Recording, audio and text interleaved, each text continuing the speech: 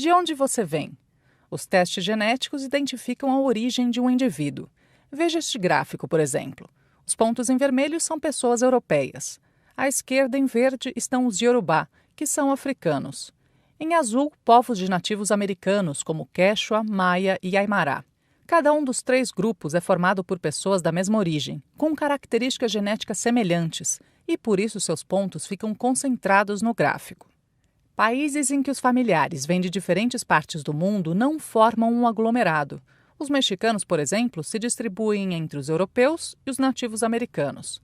Já os cubanos estão entre os europeus e os africanos. Os colombianos, um pouco mais espalhados. E os brasileiros? Ninguém tinha feito esse estudo até que cientistas do Centro de Pesquisa sobre o Genoma Humano e Células-Tronco da USP investigaram a genética de 609 idosos representativos da população de São Paulo. Essa população de São Paulo ela é razoavelmente representativa da população do Brasil, porque nós temos muita migração para São Paulo, por ser um polo econômico, né, um polo cultural.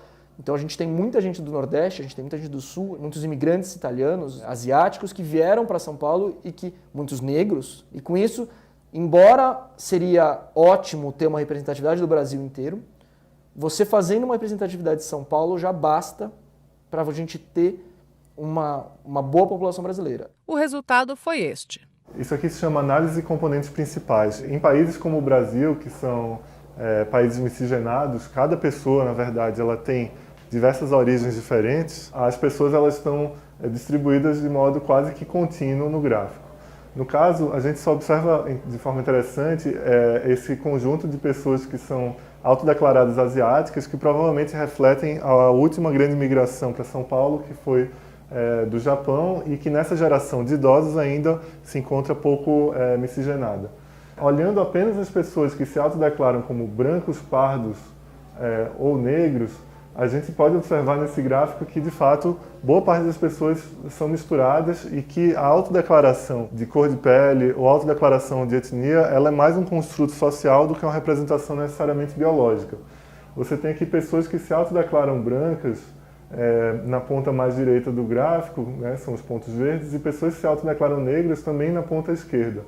E pessoas que se autodeclaram pardas, morenas ou mulatas, elas se encontram quase que na completude desse espectro.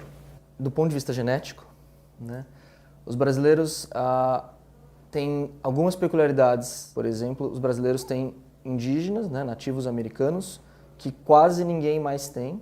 Embora hoje, após a colonização europeia e as ondas migratórias dos últimos séculos, a quantidade de DNA indígena não seja tão grande quanto era pré-Colombo, né? A gente tem também uma parte muito importante de mistura de grupos, né? Então, mistura de etnias, que é uma coisa que outro lugar que tem, por exemplo, seria a Turquia, né? Principalmente Istambul, onde era a porta de comércio do mundo, embora também muito diferente. Porque a nossa miscigenação, ela tem muita coisa asiática, muita coisa europeia, muito mais africano e de costa africana que a Turquia não teve. A Turquia é mais subsaariana e norte da África, enquanto que a gente é mais costa da África, né? No fundo, o que a gente quer dizer é que existe uma certa correlação da identidade autodeclarada, mas que ela é quase que dissociada da questão biológica. Boa parte dos brasileiros são misturados e carregam a herança genômica em cada célula. Então, nesse sentido, a gente tem uma riqueza genética, né, que é de interesse do mundo inteiro, tanto pelo fato de termos populações muito raras, quanto pelo fato de agora a gente misturou muitas populações.